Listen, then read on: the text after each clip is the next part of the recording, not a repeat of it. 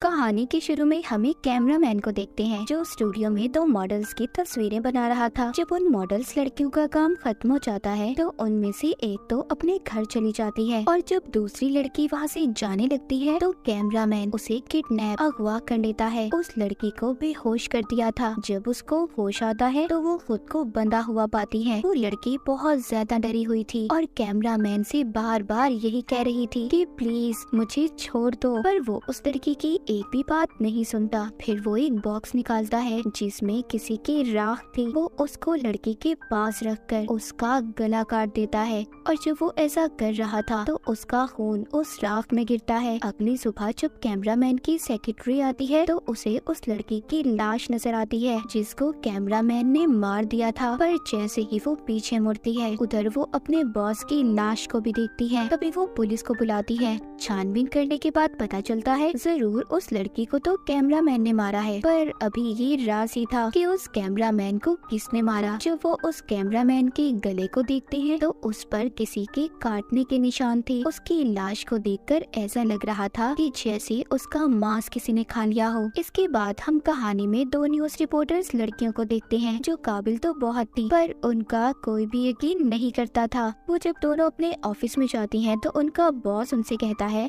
कि इस केस के बारे में पता करें कि आखिर उस कैमरामैन की मौत कैसे हुई, उसे इतनी बेदर्दी से किसने मारा। अब वो दोनों एक लैब की लड़की से मिलती हैं। वो उसको होटल में खाना खिलाती है और इस केस के बारे में पूछती है। वो लड़की उन दोनों रिपोर्टर्स को बताती है कि उस कैमरामैन ने तो लड़की को मारा है। हमें उसके घर से कुछ मोमबत्तियां मिली। उन्हें देखकर ऐसा लग रहा था कि जैसे वहाँ पर कोई रिचुअल, कोई जादू हुआ हो और कैमरामैन की गर्दन पर किसी के दांतों के निशान थे कि जैसे किसी ने उसके गले को चबा कर खाया हो। ये दोनों जब ये सुनती हैं तो काफी परेशान हो जाती हैं और सोचने लगती हैं कि ऐसा आदमखोर कौन हो सकता है जो इंसानों को ऐसे खौफनाक तरीके से खा रहा हो। इसके बाद हमें सैंड्रा नाम की एक लड़की दिखाई जाती है जो योगा करके अपनी गाड़ी की तरफ जा रही थी। जैसे ही वो अपनी गाड़ी में बैठने लगती है तो कुछ लोग आकर उसकी गाड़ी को चुरा कर ले जाने वाले थे, पर तभी जो वो गाड़ी को चुरा कर भाग रहे थे तो पहले ही सैंड्रा की गाड़ी में कोई मौजूद था जो उनको काफी बुरी तरह मारता है और फिर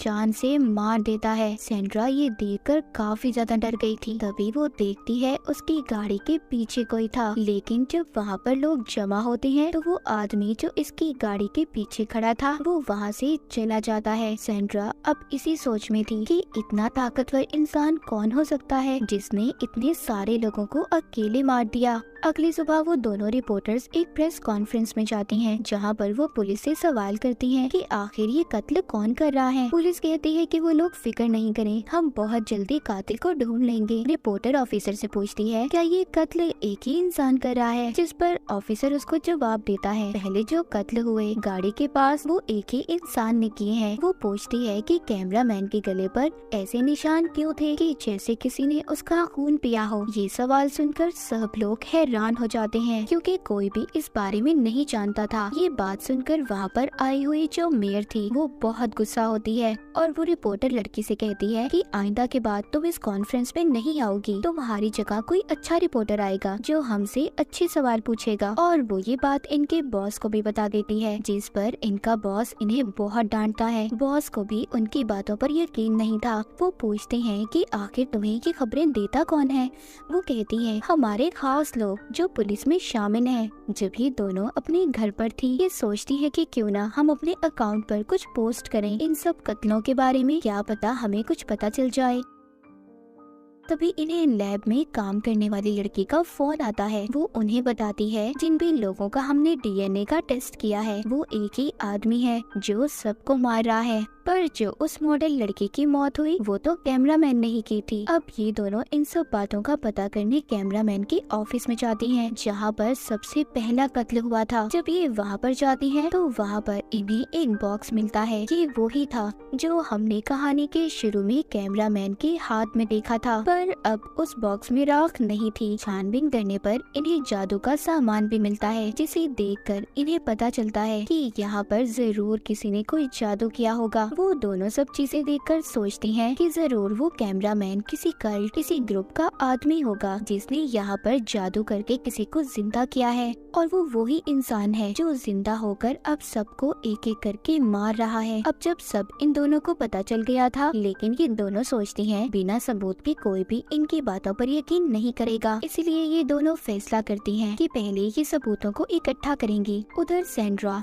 जो कि उस हादसे के बाद हॉस्पिटल में थी, उसका भाई भी वहाँ पर आता है। सेंड्रा का भाई पुलिस ऑफिसर से पूछता है क्या यहाँ पर कोई खतरा तो नहीं है। ऑफिसर कहता है फिक्र नहीं करो, तुम्हारी बहन यहाँ पर महफूज है। फिर वो जब अपनी बहन से मिलता है, सेंड्रा उसे बताती है उस रात मैंने एक आदमी को देखा था जो बहुत खतरनाक था, और मुझे लगता है कि वो मुझे भी नहीं छोड़ेगा, मुझे भी मार डालेगा। सेंड्रा ये बात कर ही रही थी, तभी वहाँ पर वो आदमी आ जाता है जो सेंड्रा को मारने के लिए आया था। उधर सेंड्रा का भाई उसे एक क्रॉस लॉकेट देता है, कहता है इसे पहन लो, गॉड पर यकीन रखो, तुम्हें कुछ नहीं होगा। पर वो अब अंदर आ चुका था जो एक गार्ड को मार रहा था। ये देखकर एक पुलिस ऑफिसर उस पर गोली चलाती है, और गोली की आवाज सुनकर और भी पुलिस वाले वहाँ पर आ गए थे, लेकिन वो आदमी उस ऑफिसर को मारकर उसका खून पीने लगा था। इसके बाद वो सेंड्रा के पास जाता है उसे मारने के लिए, तभी वो उसके गले में जब क्रॉस वाला लॉकेट देखता है तो डर जाता है और भागने लगता है। ऑफिसर भी वहाँ पर आ गया था जो सेंड्रा को बचाकर उसे घर भेज देते हैं, और यहाँ पर हमें पता चलता है कि वो आदमी कोई आम इंसान नहीं था,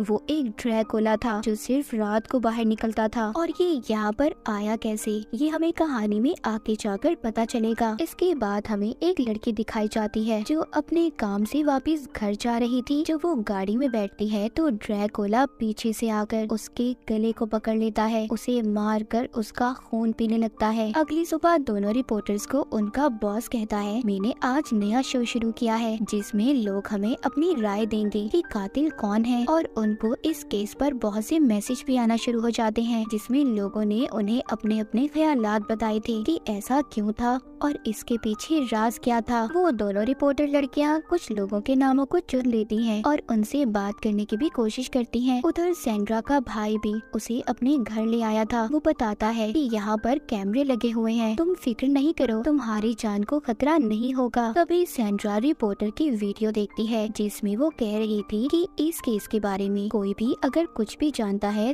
तो हमें जरूर प्लीज बताएं। सेंड्रा अपने भाई से कहती है कि मैं भी इनसे बात करना चाहती हूँ। उधर ऑफिस में दोनों रिपोर्टर लड़कियों से अब एक लेडी बात करती है। वो कहती है कि मैंने आप लोगों की खबर को पढ़ा जिसमें आपने एक कैमरामैन का जिक्र किया था। उसी आदमी से 1 साल पहले मेरी बात हुई थी क्योंकि मैंने उस वक्त ड्रैकुला के ऊपर एक किताब लिखी थी। उस किताब में एक आदमी का जिक्र था जो बहुत खतरनाक था। वो उस आदमी को जिंदा करना चाहता था और वो मेरी इन सारे मामले में मदद भी चाहता था, पर मैंने उसे इस बारे में नहीं बताया क्योंकि अगर मैं ऐसा करती, उसकी मदद करती, तो एक खतरनाक ड्रैकुला हमारी दुनिया में आ जाता। तभी एक और लड़की इनकी वीडियो में शामिल होती है जो कहती है हाँ मैं भी जानती हूँ उस इंसान के बारे में जो ड्रैकुला बनकर लोगों को मारता है। कुछ सालों पहले मेरा भी सामना हुआ था, उसने मेरी आंखों के सामने मेरी दोस्त को मार दिया, लेकिन मैंने उसे मारकर उसकी लाश को धूप में ले आई जिससे वो राख बन गया और मैंने उसकी राख को एक बॉक्स में बंद कर दिया। पर कुछ दिन बाद वो बॉक्स ही चोरी हो गया। ये सारी कहानी सुनने के बाद दोनों समझ गई थी कि ये ड्रैकुला ही है जो अब दोबारा लोगों को मार रहा है और वापिस आ चुका है। जब ये दोनों घर जा रही थी तो तभी इन्हें सेंड्रा की कॉल आती है जो इनको सब बताती है जो सब उसने अपनी आंखों से देखा था। सेंड्रा की बातें सुनकर तो दोनों को पक्का यकीन हो गया था कि ये ड्रैकुला ही है। जिधर सेंड्रा रुकी हुई थी उधर वो ड्रैकुला आ गया था। वो वहाँ पर आकर सेंड्रा के दोस्तों को मार रहा था। सेंड्रा वीडियो कॉल के जरिए दोनों रिपोर्टर लड़कियों को दिखाती है कि वहाँ पर सब क्या हो रहा था। वो दोनों जब ये देखती हैं कि ड्रैकुला कैसे इंसानों को मार रहा है तो वो भी बहुत ज्यादा डर जाती हैं। तभी सेंड्रा का भाई आ जाता है जो उसको वहाँ से ले जाने आया था, लेकिन वो ड्रैकुला वहाँ पर भी आकर सेंड्रा के भाई को मार देता है और फिर सेंड्रा को उसने इनको भी वीडियो कॉल पर देख लिया था। जब ये उसकी शक्ल देखती हैं तो दोनों बहुत ज्यादा डर जाती हैं। वो जाकर सारी बातें पुलिस ऑफिसर को बताती हैं तो वो कहता है तुमने क्या मशहूर होने के लिए ये कहानी बनाई है, अगर ऐसा है तो प्लीज ऐसा मत करो, बहुत फजूल कहानी है तुम्हारी। वो जान चुकी थी कि बिना सबूत के कोई भी इन पर यकीन नहीं करेगा। वो सोचती है कि दिन के वक्त वो ड्रैकुला आखिर रहता कहाँ होगा। वो उसके लिए हथियार भी बनाती हैं ताकि ये उसका सामना कर सके। एक दिन इन्हें एक आदमी का फोन आता है जो इनकी मदद करना चाहता था। वो अब इन दोनों को अपने ऑफिस में बुलाता है। ये पूछती है कि आखिर उन्होंने यहाँ पर क्यों बुलाया है। वो आदमी बताता है कि हमारी डीलर कंपनी है, हम लोग घर बनाकर बेचते हैं। उन्हें बताता है कि मेरे पास एक दिन एक आदमी आया था जिसने मुझे कहा कि मुझे एक ऐसा घर चाहिए जो बिल्कुल वीरान हो और बहुत सुनसान जगह पर, वहाँ पर कोई आता जाता ना हो। मैंने उसे वो घर दे दिया था। वो दोनों सुनकर कहती है कि आखिर ये सब बातें आप हमें क्यों बता रही हैं? वो आदमी कहता है हो सकता है जिस ड्रैकुला की तलाश तुम कर रही हो वो वहीं पर हो। वो उन दोनों को वहाँ की चाबियां भी दे देता है। दोनों अब वहाँ पर जाने का फैसला करती हैं। जब ये दोनों वहाँ पर जाती हैं तो वो बिल्डिंग वाकई ही सुनसान थी। ये वहाँ पर सबूतों को इकट्ठा करने लगती हैं, पर उन्हें वहाँ पर कोई सबूत नहीं मिला था, इसीलिए अब ये दोनों वापस जा रही थी। लेकिन तभी उनकी नजर एक अखबार पर पड़ती है जो 2 हफ्ते पहले का था। उसे देखकर वो सोचती हैं कि अगर यहाँ पर कोई नहीं रहता तो ये अखबार यहाँ पर कैसे आया होगा। तभी वो एक लड़के की लाश को देखती हैं। उधर ही वो ड्रैकुला भी था जो इसका पाँव पकड़ लेता है और इन पर हमला कर देता है। ये दोनों जब यहाँ से भागने की कोशिश करती हैं तो ड्रैकुला ने इनको पकड़ लिया था और बहुत मारता है। उनका खून पीने की भी कोशिश करता है, लेकिन वो दोनों भी हार नहीं मानती, उस पर हमला करती हैं।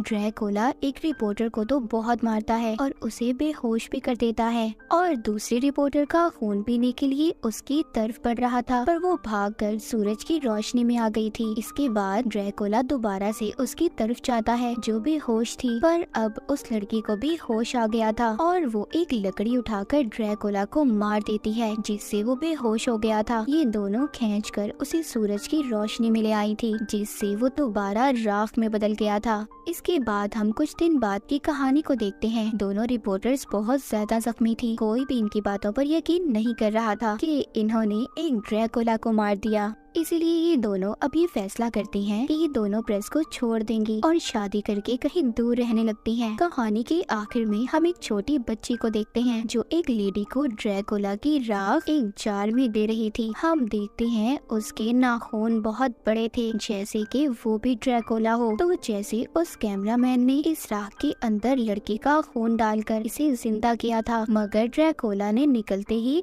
उसको भी मार दिया। फिर दोनों रिपोर्टर्स ने अपनी बहादुरी से उस ड्रैकुला को मारा, मगर उस ड्रैकुला की राख जब तक इस दुनिया में रहेगी तो कोई ना कोई इंसान उसे अपने फायदे के लिए लड़की का खून उसमें डालकर इसे जिंदा करेगा और ये ड्रैकुला फिर से दुनिया में तबाही फैलाने आएगा। और इसी के साथ ये कहानी यहीं पर खत्म हो जाती है।